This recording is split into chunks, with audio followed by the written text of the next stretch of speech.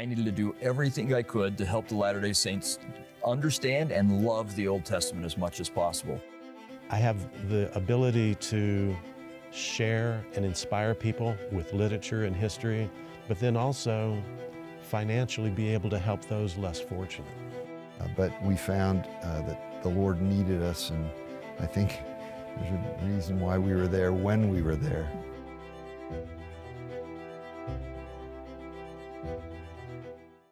Hello and welcome to Latter-day Profiles. I'm Brian Howard. We're here on the campus of Brigham Young University, Idaho, and joining me today is Jason Wright. Jason, welcome. Hello, hello. Such a pleasure to have you here. Jason is a best-selling author of many books. Many will recognize immediately Wednesday Letters, The Christmas Jars, among many others. I was looking back. I think you published your first one about 2004-ish, somewhere in there. We did an interview back in the day. You were doing Time Out for Women. You came up to Idaho and endured the cold once before. And back in 2009, and we were in the lobby of a hotel. Yes, I remember it well. Times changed. So now we're actually in the Sporty building to BYU, Idaho, which is a little bit more accommodations. I remember when we did that interview before. I remember we could hear as people were moving in, their luggage clank, clank, clank. Don't go look that up. Don't go look that up. Don't go look that up. You told them not to. Now everybody will go look that up. But you still look about the same. I know I haven't aged disgracefully. That is absolutely not true. But your suit is a lot nicer now. They're paying you very well. Yeah, that's right. Fantastic. The big dollars now. It's a nice suit. We've been doing it. Well, let's talk about this. You know, the book you have out right now is Even the Dog Knows. It was released in March of this year, 2022. So we want to talk about that. I remember when we talked the first time, you said you started writing as a child. One thing we did talk about, you had a book that was called When Sharks Attack was your first book. But one thing we didn't talk about, you said you had a grade school teacher that really was kind of a transformational figure, kind of got you excited about writing. Tell me about that. Miss Sampson, third grade. She was just remarkable. Who remembers their... does your team, do you all remember your third grade teacher? It's just, do you remember your third grade teacher? I do remember one third grade teacher, but it's for the same reason, because they motivated me to do something. But that was a lot of years ago. Yeah. Well, thank you. It was a lot of years ago. When she taught you on that stone tablet to write and express yourself. Miss Sampson was, she was young. She was probably a couple years out of college. And she just had this gift for recognizing, I got 30 kids in the classroom, probably 20 or so actually back then. And this one gravitates to writing, and this one to drawing, and this one to painting, and this one to spitting spitballs, and this one to football or whatever. And so she would craft, she had to teach everybody everything, but she would identify that this kid needed a little more time on this and this one more on this. And so she pulled half a dozen of us aside on a Friday afternoon who she knew loved to write, and she taught us how to write a little skit, and I wrote a 5-page skit called Molly and Polly, and I probably have told this story 1,000 times, but it was about 2 bunny rabbits that wore leather jackets and rode Harleys and solved crime. Because why not? Yeah, that sounds great. And she loved it, and she said, you should do more of this, and so I did. And I came back in a few days later with a stack of plays, a whole series of Molly and Polly plays, and she read them all and gave me feedback, and we acted one of them out. I cast it. I still have the original with the names of the players from my class. And I submitted it to a publisher because I just thought that's what you did. I went to the library and I wrote down the name of a publisher in New York, and it was Scholastic, and they didn't publish it, surprisingly. I actually haven't. They're lost. Well, I haven't heard back. So pending. It's possible. It's still with the publication committee. But I have heard her voice. And that's a quote. I remember her specifically saying, you should do more of this. What does a third grader know about writing or storytelling or anything? The talent wasn't there. What was there was interest, right? Because I like to write. And that fueled something that later other teachers added to with encouragement along the way. And then some of that encouragement becomes critical, which is what you need. That's what you do with your students every day. This is good, but how can it be better? And so throughout my life, that theme has really emerged. This that you're doing is good. Now, how can it be better? And here we are writing books in large part because Miss Sampson believed in me. You know, I wonder about that as you've gone through in your career, even though not as a full-time teacher, but you do a lot of workshops and other things. And she was kind of a transformational figure for you, kind of helped you out, boosted you up when you needed it. If you thought about you play that role for a lot of people because the example that you said and what you write and the feedback you give to them, is that something you've carried with you, is to try and boost people as you're meeting with them? Absolutely, yeah. I do a lot of school assemblies, and my favorite thing is to, I'll spend all day in a school frequently. That's my favorite sort of schedule, is I walk in with the kids and then I walk out with the kids at the end of the day. And during lunch, I invite the administration or the librarian or someone to pull out a dozen kids who are Jason in the 3rd grade, who like to write, who have an interest there. Whether they're really any good at it yet or not isn't important, but do they think they might have some kind of a future gift there? And we have lunch and we sit around a table. I've done this many times around the country, and I hear what their ideas are, and I hear the books they're reading and what kind of books they think they might want to write one day. And I take a moment to look each of them in the eye and make sure that they feel seen and valued and validated, and I tell them I love them. And it's amazing to me actually how often kids will, in a really unguarded way, confess that they don't know what it feels like to be appreciated like that they don't feel love at home. I had a little girl right before COVID. It was my last school visit, my last event of any kind before COVID. And I was in Arkansas, and I had this cutest little darling blonde girl at one of these lunches say that she couldn't remember the last time someone said that they loved her. And I was just heartbroken. And at that point it becomes about a lot more than writing, right? But I do meet, I've now been to schools enough times that I see siblings, and I have had some really special, I had an experience in a Walmart where someone came up to me and said, you were in my school 10 years ago, and you read my story in front of the class. And I remember that, and I remember what that felt like. And who knows if they'll go on to write books and do this, but they remember that they were seen. It's interesting to me because when you do some presentations, some are to promote, you go out and promote your books, obviously, do that, and some are presentations for like keynotes. These ones with the schools, though, don't necessarily have any direct connection with book sales. They're just something that you like to do. Why do you continue to do it? Because I can remember so many of those experiences when I was young, from Miss Sampson on up. We had an author visit when I was in high school. I was a sophomore in high school. My dad was sick, didn't know if he was going to make it or not, ultimately passed away the next year. And a poet from the University of Virginia by the name of Gregory Orr came in. Look up Gregory Orr's work. Primarily poetry, but also a beautiful memoir. He came to our class. There were probably 25 creative writing students in this class. And he, much like Miss Sampson had done, sort of built us up and then told us how hard it was going to be. If you think this will be easy, think again and go down another career path, because it's going to be brutal, but it's worth it, and here's why. I want to be that kind of a voice for someone sitting in the class, even if that young person says, I really want to teach, or I want to be a dentist, or I want to be a long-haul truck driver. That's okay. Whatever that dream ends up being is okay, as long as you continue to have a passion for telling stories. So that's really what I'm doing when I teach workshops and speak in schools, is help kids understand that all writing is storytelling. And storytelling is the key to staying connected to families, to communities, to classmates, to friends. Storytelling is really what fuels us all. The scriptures are all about storytelling, right? Yeah. Favorite parts. Once I figured out they were stories, I like to read the scriptures. Absolutely, yeah. You weren't always a full-time writer. Right. You had careers before that. That leap into self-employment, full-time writing, that's got to be kind of a step into the dark. Horrifying. What was that like for you? PTSD. It was. I shake when I think about it. It was really hard. In fact, I would do it differently now. We like to look back at our life and say, well, no regrets. Well, no, I do. I have plenty. Just ask my wife if she's watching right now. She's going, yeah, so many regrets. I would have worked longer and had that side hustle, as we call it now, longer, because that's a tough transition. People feel like, well, if you have a book that makes a New York Times list or gets optioned for a film or whatever, that suddenly you're James Patterson or John Grisham or J.K. Rowling. No, that's not That's not how it works. And so I made the leap a little bit early, probably. So if there's someone watching now who's wondering what that might look like, keep your day job as long as you can, because the 401k and the health insurance is pretty important. Now, having said all of that, I'm enormously grateful for the support that we had through that transition, and people have been just so supportive of our books and posts and messages and weird, crazy family lip sync videos.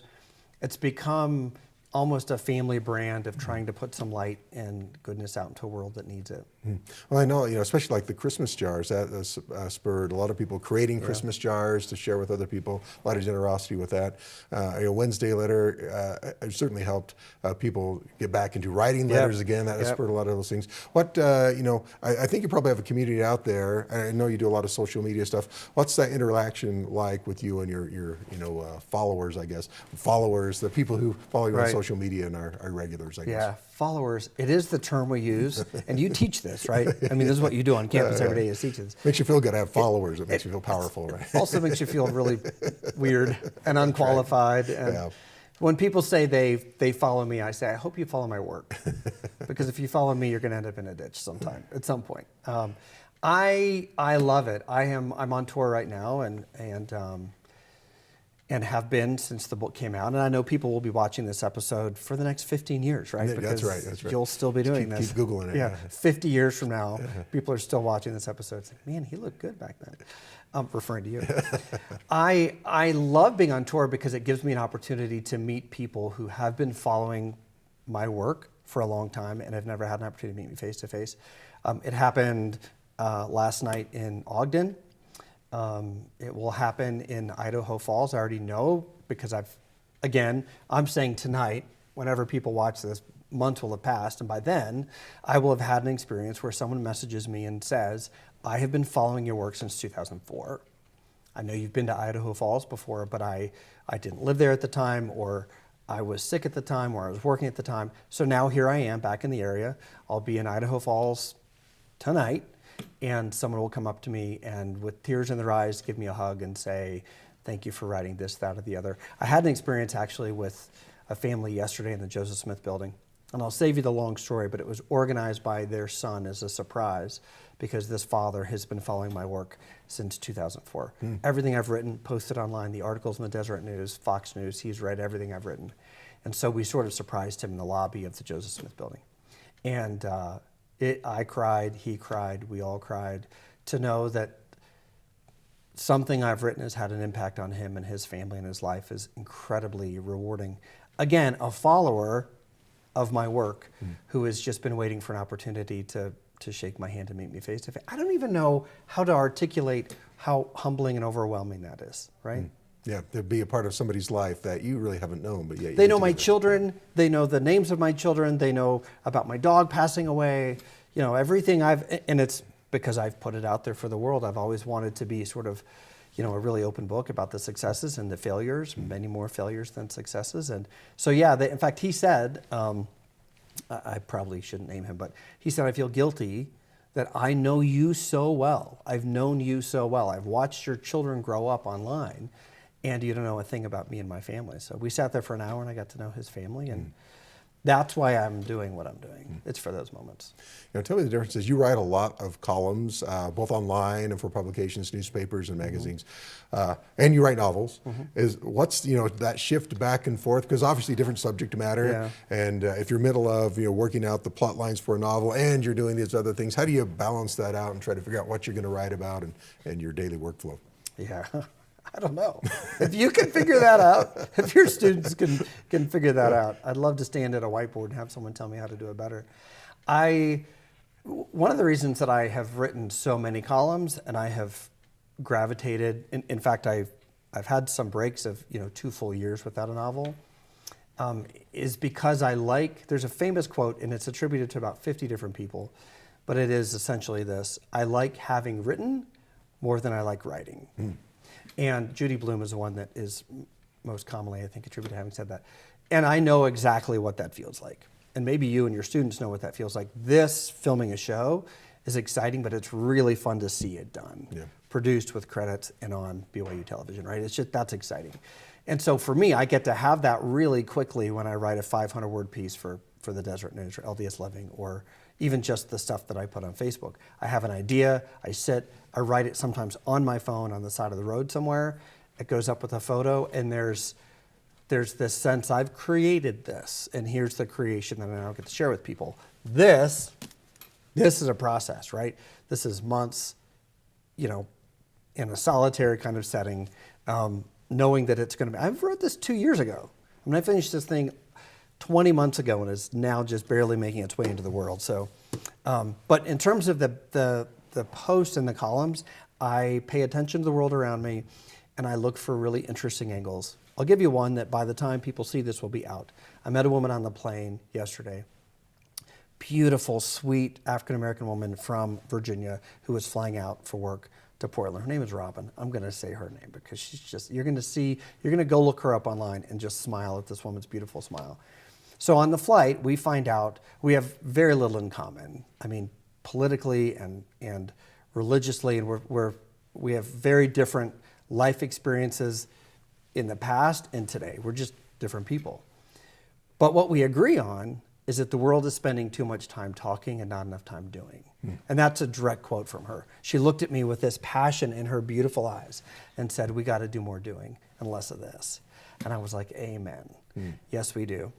And so a friendship is born. We've now been communicating on social media. We took a photo when we got off the plane together. And I feel like I'm better because I met her. And her husband's now reached out to me and thanked me for the interaction. It was lovely. So I have the experience. I write about it. It goes online a couple of hours later.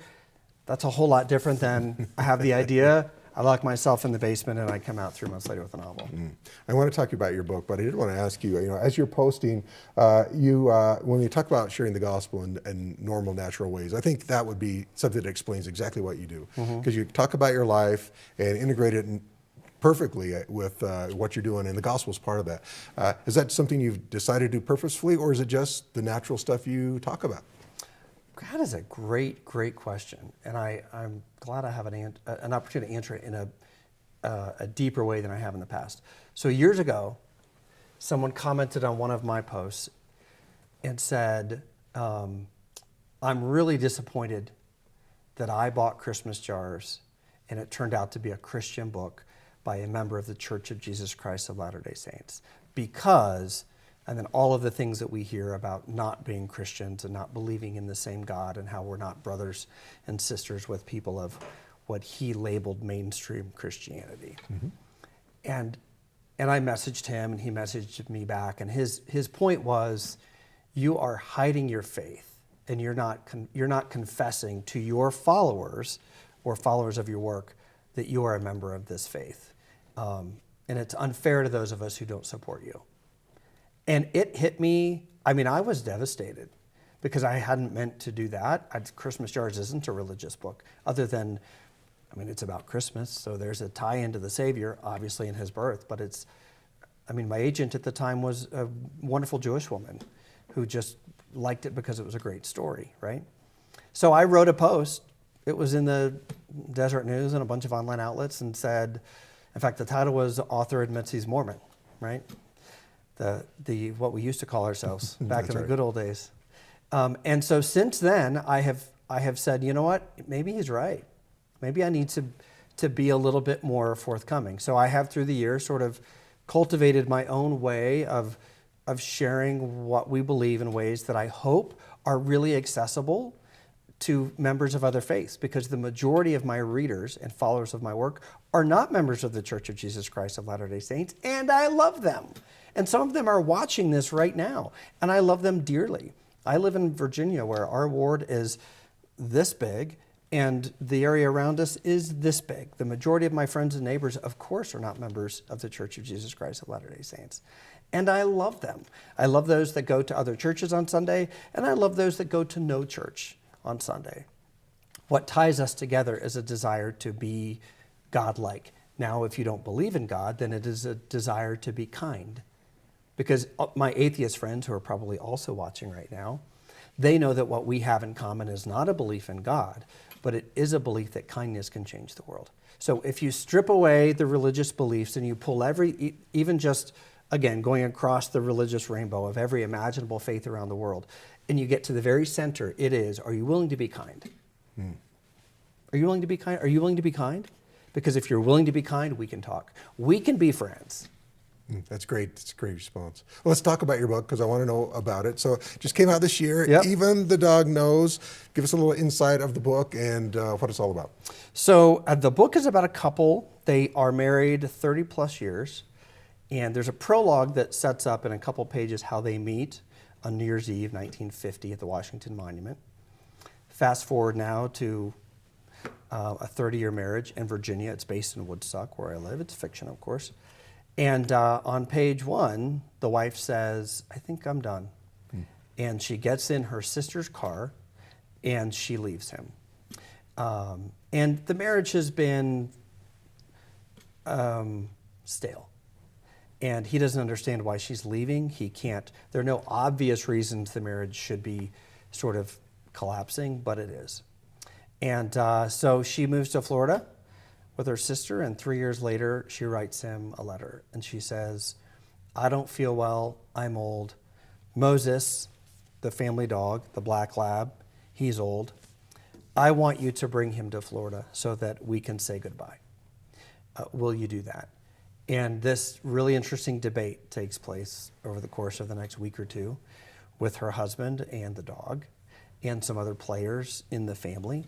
And he's got to decide, is he willing to ride a bus, in his case, drive the bus, because it's his bus, from Woodstock to Gulf Breeze, Florida, to maybe save his family. 1,000 miles on a bus with a family dog, a grandson they've raised, a hitchhiker they're going to pick up along the way, to maybe save a family and maybe not. So it's a love story, it's a road trip story, it's a really complex family drama with secrets that need to be shared. And at its heart, it's about how far are we willing to go to forgive one another, to say things that should have been said. And the dog is going to tell you some of the story. So every 5 or 6 chapters, Moses, he tells you what he's seeing and feeling and discerning. So he's just a dog. He doesn't become, he's not a human being in the book. He can't solve problems. He's not a cartoon. He doesn't talk. But I do think dogs know things. And they have this sense of when a member of the family might need a little bit more, a little more love, a little more attention. And so Moses very much becomes the anchor of the family, the glue that might keep the family together. And there's a reunion in Florida that's really beautiful. And then a reunion on the side of the road later in the book that I hope is a big payoff for readers. Sounds fascinating. I'm looking forward to reading it. I know you've done some things where you do pick up hitchhikers and talk to them, put them on camera. Is that part of your influence, part of this book, picking up hitchhikers to tell their stories? Yeah, the Giving a Lift series that we did online a few years ago. That sort of paused because of COVID, because it was just... Yeah, couldn't do that. What were we doing? Yeah. And it's been a little while since I've had that experience in the car, but I still, when I travel, if I can take someone that's panhandling to breakfast or to dinner or something, I do that as often as I can. And I don't think that makes me special at all. I think a lot of people do it.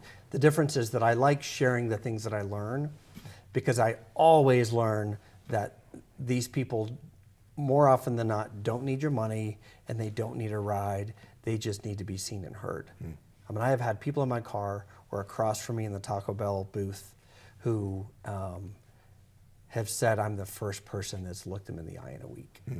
Yeah, it's got to be tough. We can do better than that. It's got to be tough. Yeah.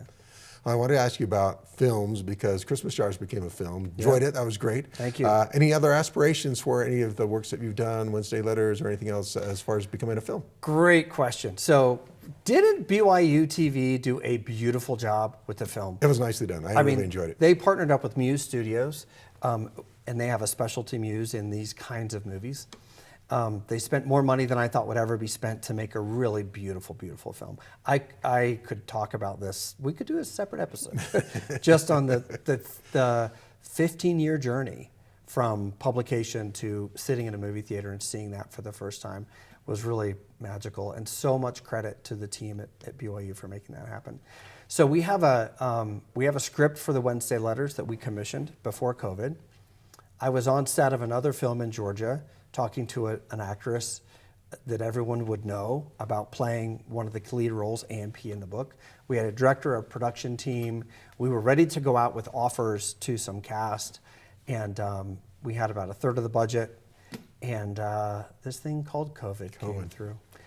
Weeks later, weeks after that, in fact, it was on the way back from that Arkansas trip that I referenced where this all happened. And so we are sort of discovering our momentum with that project. We are talking to some new investors. We've brought a couple new investors on board.